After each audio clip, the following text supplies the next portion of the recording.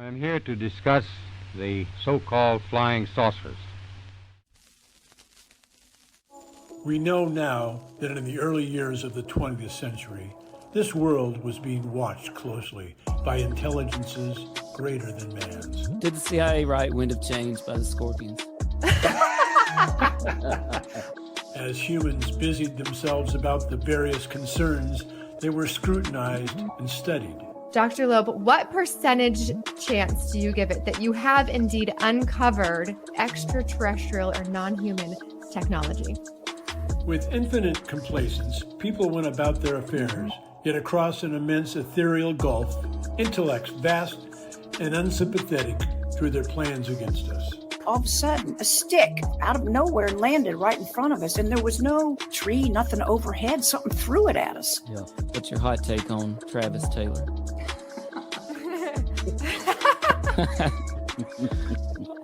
I've got an exclusive for you guys if you want it about the Alaska. We do. Okay. Dr. Taylor was revealed to be the chief scientist of the UAP task force with the Pentagon. All Things Unexplained. So some of that, I think, sir, we'll save for closed session. All right, Unexplained Ones, this is Dr. Mounts, and welcome back to All Things Unexplained. If you're in the chat, go ahead and say hello. Let us know you're here. We appreciate you joining us for a very special All Things Unexplained, because tonight we're live on YouTube, LinkedIn, and X, aka Twitter. And we're pulling a double feature tonight. So we've got two special episodes for you tonight. And I'm joined out of retirement. Well, I was on here not too long ago. Guess who's back? Smitty is back tonight. Smitty, welcome back. It's good to be back. It's good to see everybody. I miss my All Thing Unexplained people.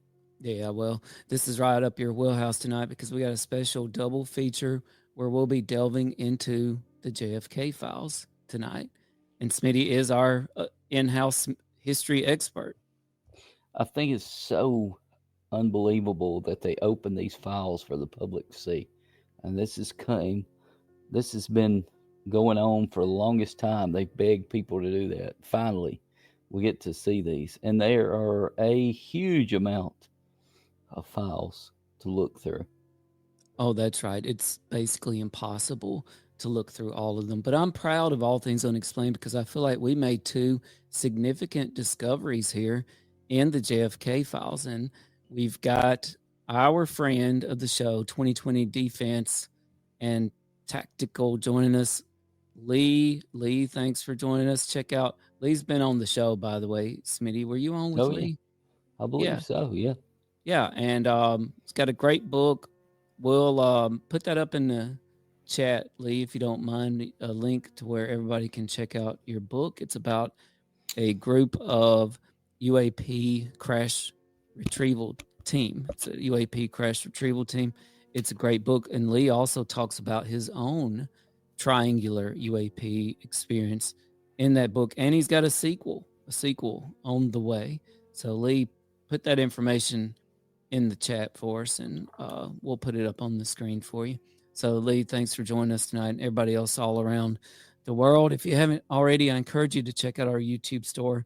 It's one of the best ways you can support the channel, but the best way to support the channel is by hitting the subscribe button on YouTube. If you're watching us on YouTube tonight, hit the subscribe button. Smitty, we're up to approximately 38,000 subscribers. Unbelievable. I'll never forget. And shout out to CJ. She couldn't join us tonight.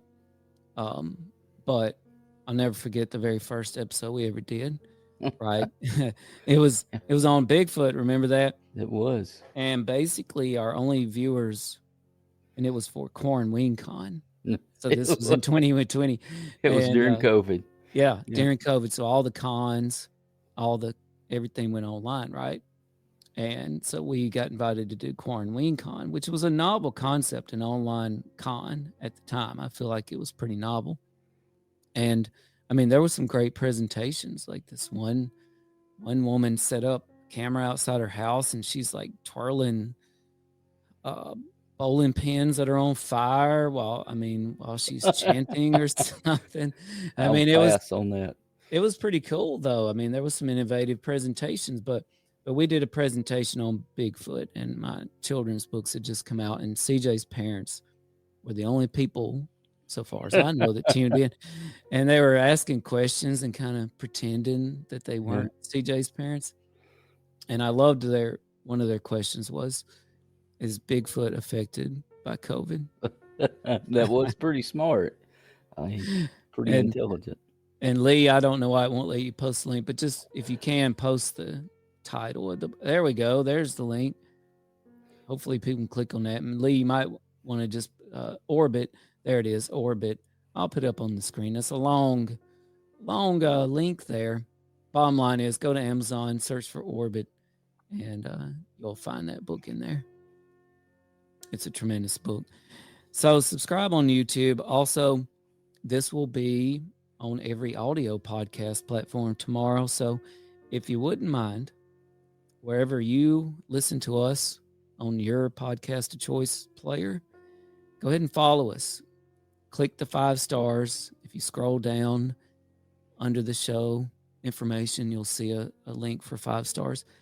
And if you feel so inclined, give us a review, a great review, if you feel so inclined. Preferably positive. That's right. It really helps the show out and our metrics in defeating the algorithms that try to suppress the information that we're trying to put out there. And the sequel to Orbit Spectra will be out from Lee on July 4th, a very appropriate day for that to come out. Yes. Very appropriate.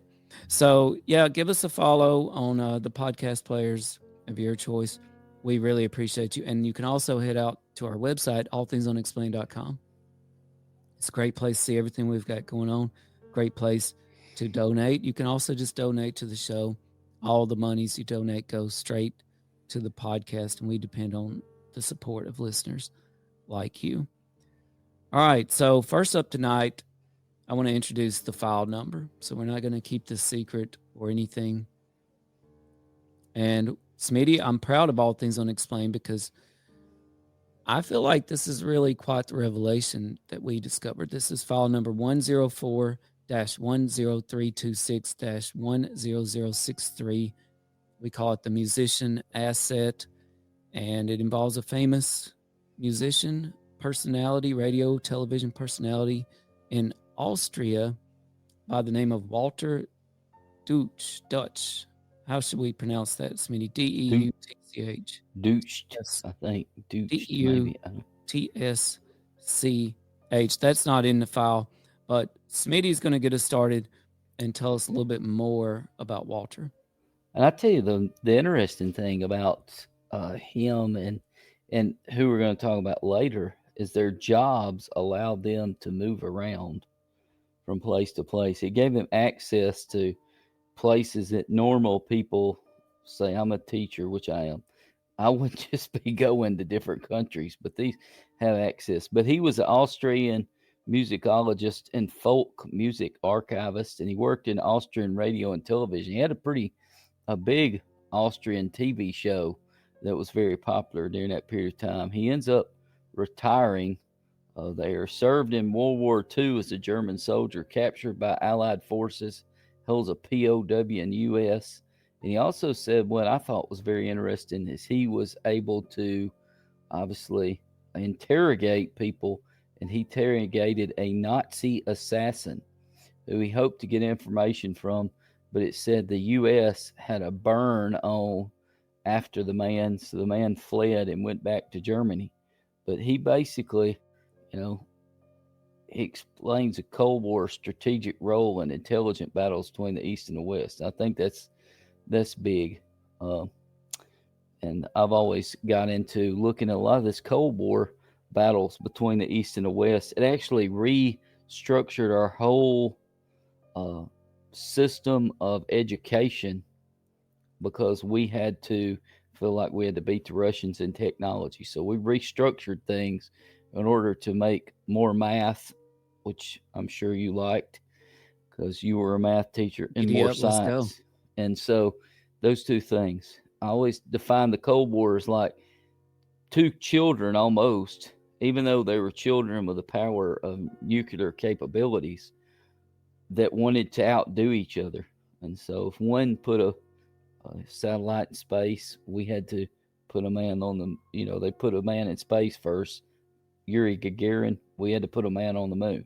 They did this, we had to do that. So back and forth. But I think Walter's secrecy of what he did could be well covered up by his influence in musical world. Oh yeah. Well, I mean, you mentioned, right, like in World War II, he was captured by the U.S. Mm-hmm. So I feel like, that's the biggest clue. The interesting thing is, and I'm going to pull this file up here, Smitty. And basically this file, and if you Google the JFK files, it has a space where you can type in the file number you're looking for. And if you type this file number in with the dashes, 104-10326-10063, it will pull up the file I'm about to put on the screen here. Right.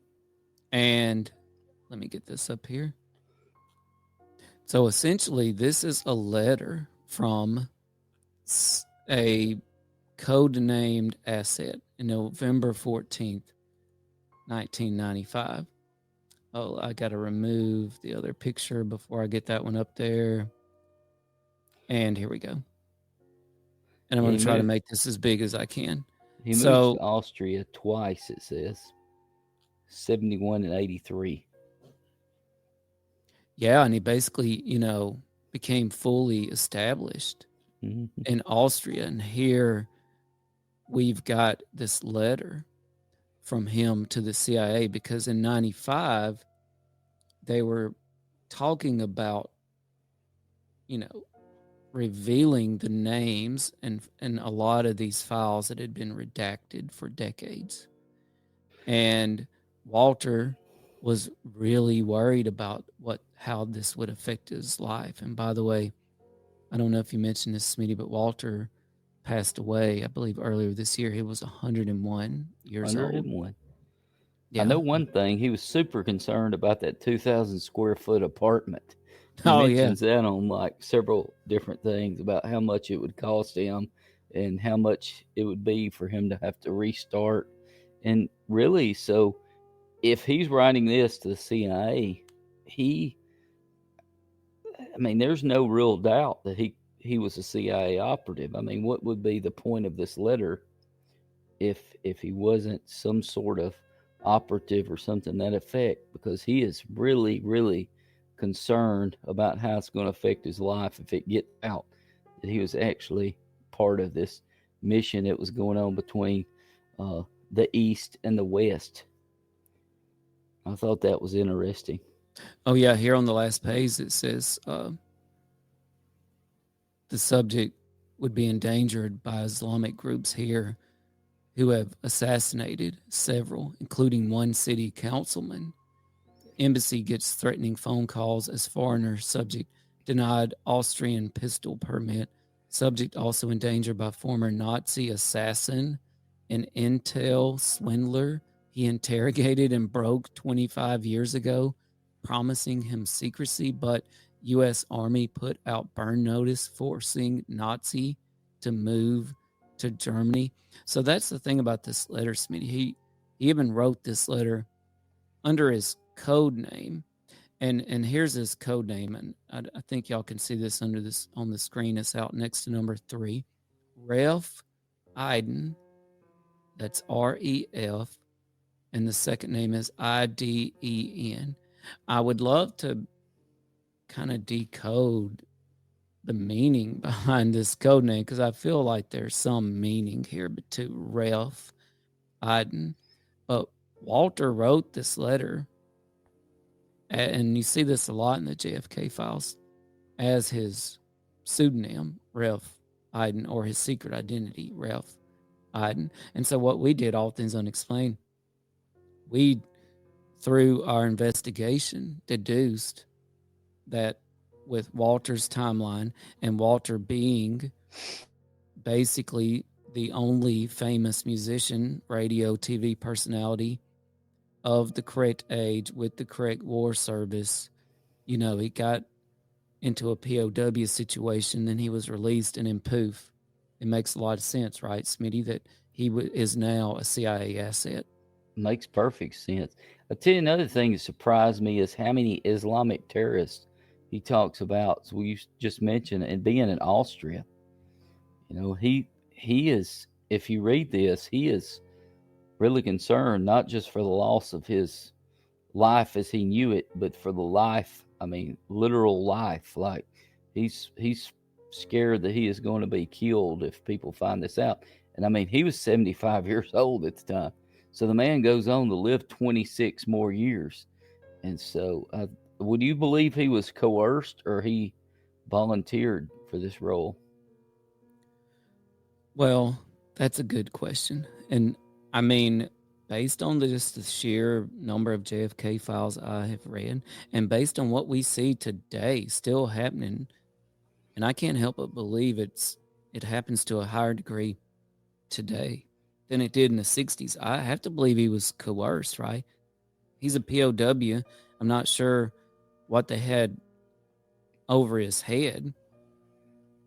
But even at 75 years old, he's still a CIA asset. Yep. He's bound to this, I mean, so far as I can tell, until death. And he's writing this letter to the CIA, essentially begging them to not release his name to the public. And here on number 11, his 11th point in this letter, he says, I am 75 years old, partly paralyzed on my left side from a stroke in December 1993. I was nearly fully rehabilitated when, in May 1994, I was hit by constant muscle spasms all up and down my left side. This rather rare condition, basically a sudden superhuman tightening of all the muscles, with after effects lasting until the next spasm, have made it increasingly difficult for me to stand up, walk, or even sit up for a very long. In a few days, when all the many medicines are here, we'll begin a 20-week homeopathic cure for the spasms under Dr. Schramm, a leading specialist here. I can't very well leave for 20 weeks. So, yeah, that, you know, even if he wasn't coerced in the beginning, at this point in time, if he did join the CIA willingly, they have him over a barrel. You know what I mean? Because if this information, as we said, leaks out, and they could have easily leaked it. I mean, we've been known to, you know, back assassination attempts, assassinations that succeeded. We've been known to do all those things. We tried to kill Castro multiple times. We've tried to, we backed the assassination of Ngo Dinh Diem in Vietnam, who was a South Vietnamese president or leader of South Vietnam, who was basically our puppet, you know, one of our puppets. We have been known to do those things. So they got him in a rock and a hard place at this point in time. Yeah. And, you know, I want to remind everybody we're doing double duty tonight. Thanks for joining us at All Things Unexplained. I'm Dr. Mounts. I'm joined by the one and only Smitty. And our double duty means after we finish with the musician asset, we're going to go off the air briefly, and we're going to come right back with a fascinating file we also discovered on a potential Russian assassin who might have been the one that killed JFK. Oh, and he might just have a connection to UFOs. So that will be coming up immediately within a few minutes after this episode. We'll go off there and we'll come right back. And Smitty, you brought up some things, and it made me realize and remember that we would be remiss if we didn't bring up the events of last night, events which may very well go down in history. You know, yeah, and I think those events can be tied in to what we're talking about today, talking about this communism. When we have nuclear, a country has nuclear capabilities, that gives us a good bit of pause as to whether or not, what are they going to do with the nuclear capabilities? And of course, we struck 3 nuclear facilities. Was it last night? Last night. Last in night. Iran. And so, in Iran, so we'll have to see what comes of that. Just don't know what the future holds, but it will go down in history books, which if I'm still alive, I'll be reading. Yeah. Maybe writing. So we'll see. Maybe so. I mean, it's frightening, right? And at All Things Unexplained, we've been tracking a lot of this for a while. This news with the drones. We've had all these drone incursions over our military facilities. The drones in New Jersey.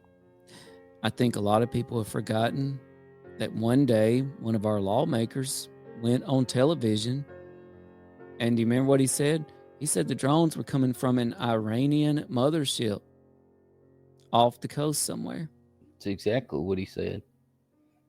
I mean, tell me those aren't kind of bizarre, haunting words right now, considering last night we bombed Iran. Yeah, I mean, that is really get your heart going a little faster to know that that's a strong possibility that he's correct, that those things did come from Iran. And so I don't know. Like I said, we'll have to see what the future holds. Yeah, that's right. And also at All Things Unexplained, we've been tracking what's going on with Homeland Security, and a lot of frightening things have been happening with Homeland Security. A lot of this we've posted on our Twitter. If you haven't followed us on Twitter, check us out over there at AT Unexplained. You can find us in Twitter Spaces quite often. But Smitty, these last several Homeland Security reports, they've become more and more disturbing, and they've all kind of been centered around drones and drone warfare. I mean, warfare's changed, and that's why, yeah, with Iran, we do have to worry about them releasing a nuclear bomb. But it makes me curious what the end game is here, because I feel like we all know that if there were to be a World War III, if there were to be a major conflict involving us or China, for example, or Russia, we're not talking about nuclear weapons. We're talking about skies full of millions of drones. Yeah, and how does that come? How do we combat that? That's the problem. It is a totally different game. I mean, for years we've been using drones, and other countries have, and people are sitting, hundreds, if not even 1,000 miles away, controlling these drones to drop bombs and missiles on targets, which blows my mind. Some of the new things that people can do, is unbelievable to what we used to be able to do. Pales in comparison to what our technology has brought us to at this point in time. Yeah, that's right. I want to go back to this document here real quick, and I've got it on the screen. I'm going to read just a little bit. Like you were saying, Smitty, the guy, Walter Deutsch, I'm going to put it back on the screen, Deutsch. He was captured by the Americans in World War II, released, became a CIA asset. This is what All Things Unexplained has determined, and he goes by Ralph Iden, a code name in this document in the JFK files. Here in number 9, I've invested about $50,000 in my apartment. This was in 1995. In key money and improvements. If I leave, I will lose all or most of this. Our last move to Vienna cost me about $15,000 in sea freight and insurance. I will never get on my knees and ask to be made whole if you expose me, but I may report to the courts. I am a retired member of the Virginia Bar.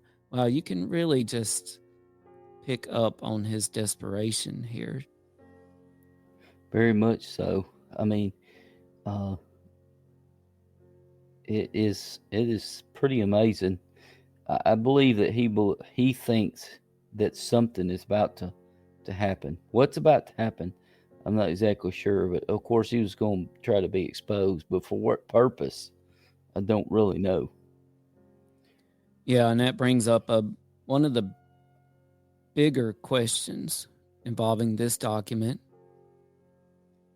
And I want your take on this, Smitty. Well, first of all, we know the CIA has had a hand in psyops and using things like music, arts, the media to definitely influence other countries, if not our own. With us having discovered that a major music personality, TV personality, radio personality in Austria was a CIA asset for years, since the 40s. This letter was in 95. He'd passed away at 101. And only this year, I believe it was early this year, and only when these JFK files were released, that's the first time anybody ever knew he was a CIA asset. How many other famous musicians and television and radio and media personalities do you think have been involved with the CIA? Oh, it could be countless. Because, like I said, it allows them to have movement that normal, everyday Americans don't have. Because I'm not going to go on tour anywhere, you know. Oh, you never know. Well, I mean, I would go on a book tour, but not like a music tour. How about that? And by the way, my next book's coming out in January, I believe, or right after the first of the year. But it will be something that makes me wonder forever after reading this, who is on the CIA payroll. And like it said, in World War II, we used a major league catcher, Mo Berg, to spy on the Germans' ability to build the atomic bomb. So this is not the first instance where we have used celebrity to get intel and information that we thought would be, valuable to us as Americans. And who knows? It could be at the highest levels of entertainment. It could be at the highest levels of movie stars, music industry, or any of these other things that we uphold in our society. Well, and one of the mysteries that we here at this show are closely connected with and we're fascinated by is, did the CIA write Wind of Change by the Scorpions? Yes. Right. We got to ask several people this question. That was really an influential. Even the people in Russia will tell you that was used throughout Russia to spur change in that country, and the wall came down. I remember that, the night the wall came down. Oh yeah. And a lot of people in the United States know the Scorpions because of Here I Am, Rock Me Like a Hurricane, right? Yeah. Every ball game that you go to, it's pretty much played. But by far their greatest hit, Wind of Change. Oh yeah. I mean, they said, what was that we researched? They said people were making tapes of that and just passing it out to everybody they could pass it out to in Russia. In the USSR, they were just, when we used to do that in the 80s, make tapes and just distribute them to everybody, the 80s and the 90s. I think you can say it's a safe bet that something like that is happening in Iran right now. Wouldn't you think so, Smitty? Oh, I think so. I mean, I think that a lot of countries are not currently happy with some of the things that are going on there. I mean, for instance, when we went into Afghanistan, there were people dancing in the streets because the Taliban had now been put down.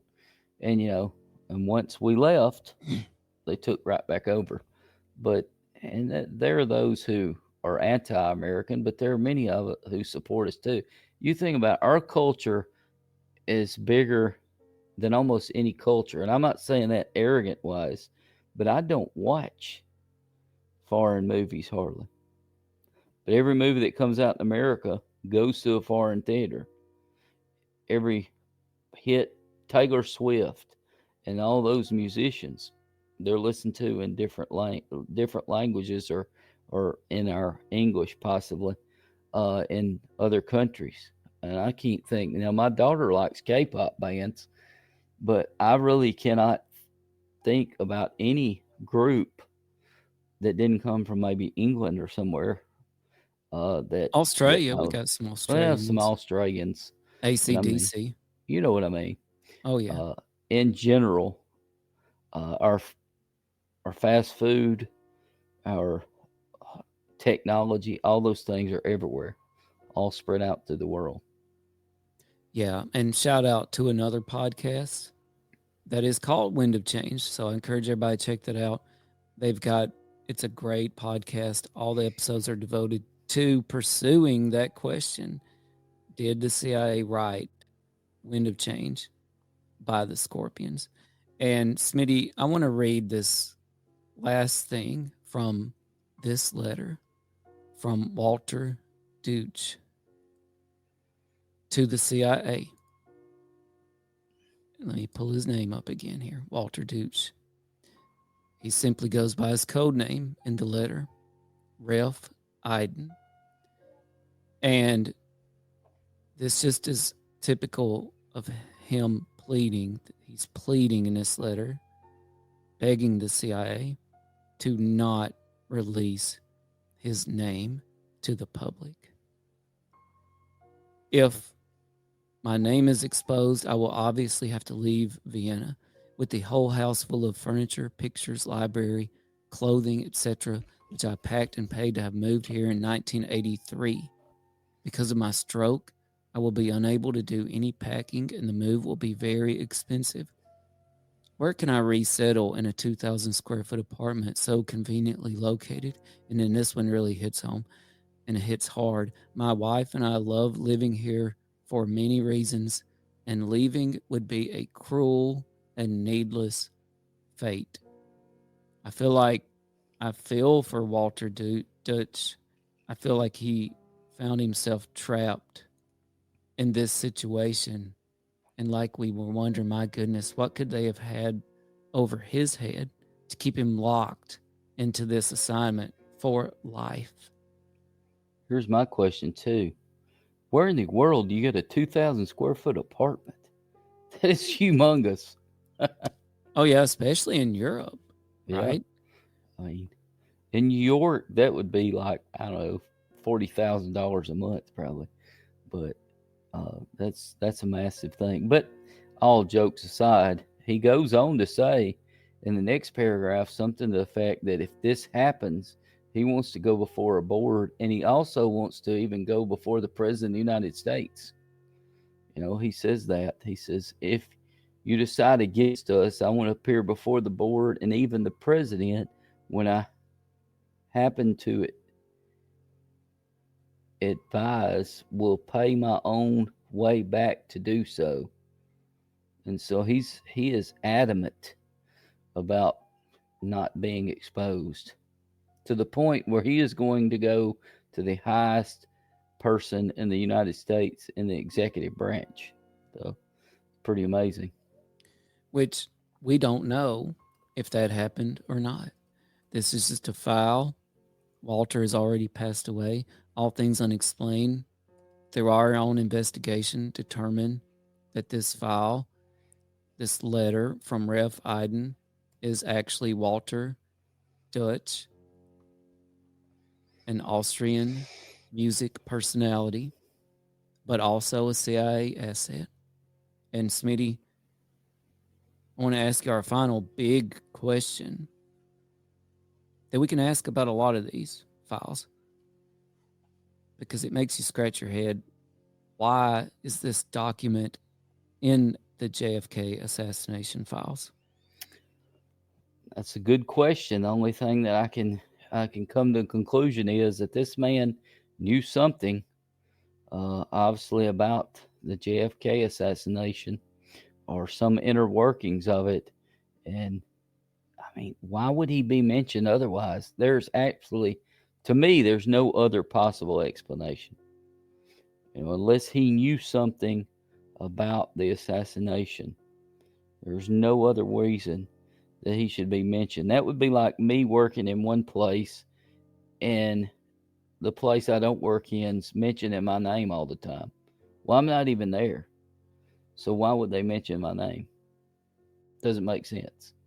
So something, what's your opinion? Yeah, that's a good question. I just feel like, these JFK files, everywhere you look, it's a fake identity here, a fake storefront here. You've got John Brown with a fake driver's license, tax returns, everything, working at Bob's hardware store on Main Street, which actually repairs people's televisions, but is also a front for the CIA. It makes you feel like in the 60s reality, there was no reality, at least not what people perceived as reality. Certainly wasn't reality. By the way, Smitty, we're also releasing tomorrow a video and on the audio platforms, and All Things Unexplained delve into the JFK files that uncovered an arranged marriage by the CIA. And so people can check that out, to premiering tomorrow. We discovered that the CIA literally arranged a marriage so that the husband could get in with the wife, who was a known communist, so that he could get into with her and her friends. And then at some point they split up, and in the CIA file, it literally says, hey, we're going to encourage them to have relations again because we want to get back, on the inside here with her communist friends. So I just think, why is this document in the JFK assassination files? I just think that it is a rabbit hole. It's such a complex story that there's just no way to really know what's happening. And by the way, let's clarify that the marriage was a one-sided thing. This woman believed that this man loved her and married this man. And it literally, if you've ever watched the show Blacklist, and I don't go by television shows much, the same exact thing happens. So instead of it being fictitious like it was in Blacklist, this is legitimate, real life. Who is in the CIA, who's not, who's a communist, who's not, and that just blows my mind. That so many people were living this lie, and their friends and family believe they were one person, they were totally someone else. Not even the same name. On a huge amount of these people. Well, and there's a phenomenon that happens in ufology. It tends to happen with whistleblowers, where Bob Lazar, for example, sometimes people might find what they believe to be an error in his story. And because of that error in his story, they cast out his entire story as erroneous and false. But I just think that's a big mistake, because even in the 60s, like with the guy that had the arranged marriage, right? Like if you started digging into that guy, do you know how much erroneous stuff you would find? But yet, he was living a life. Certainly everything he would say would not be a lie, but yet, what is a lie, right? Like if he works at John's hardware store on Main Street, right, and he files a tax return under his fake name, was he really working at the hardware store? Did he ever really help anybody? Does anything he say matter? It's just too complex of a situation to say, well, I found this one erroneous piece of data. Everything they say is erroneous. I agree. It's weird. He was two people at one time. And he chose who to show which person to. Well, and just think how complicated that would be. How complicated it would be. That's why anything's possible. How complicated would it be to literally arrange two people getting together, falling in love, getting married? We're talking children. We're talking weddings. Keeping up with those people. Like, how would you like to be the dude that worked for the CIA and the dude that's in the arranged marriage? He's like part of your assignment. Like I got to wake up and check on so-and-so and see how things are going. Yeah. And he has to worry about not blowing that man's cover. How does that work out? So that's right. Well, that episode is going to premiere tomorrow on all audio and video platforms. So Smitty and I, we're going to about to wrap up this episode. We're going to take a short break. It's 9:43. We ran a little long, but we're going to be right back after this in a few minutes to talk about the Russian scientist assassin. So you're not going to want to miss that. So on behalf of Smitty, thanks for joining us for the musician, CIA asset, and All Things Unexplained exclusive look into the JFK files. We'll be back in just a few moments, live on LinkedIn, YouTube, and X. So on behalf of Smitty, well, why don't you take us out, Smitty? Be happy, be strange, listen to All Things Unexplained. Thanks for tuning in tonight. That's right. Thanks, everybody. I am here to discuss the so-called flying saucers. We know now that in the early years of the 20th century, this world was being watched closely by intelligences greater than man's. Did the CIA write Wind of Change by the Scorpions? As humans busied themselves about the various concerns, they were scrutinized and studied. Dr. Loeb, what percentage chance do you give it that you have indeed uncovered extraterrestrial or non-human technology? With infinite complacence, people went about their affairs, yet across an immense ethereal gulf, intellects vast and unsympathetic drew their plans against us. All of a sudden, a stick out of nowhere landed right in front of us, and there was no tree, nothing overhead. Something threw it at us. Yeah. What's your hot take on Travis Taylor?